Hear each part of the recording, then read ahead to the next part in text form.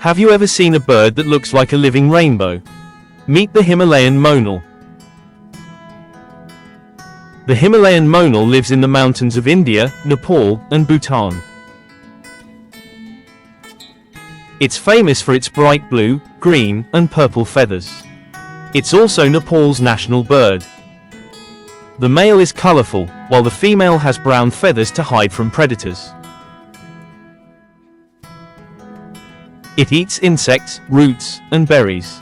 In winter, it digs through snow to find food. Its loud, whistling call echoes in the mountains. It's seen as a symbol of natural beauty. Let's protect this flying jewel of the Himalayas. Don't forget to like and subscribe.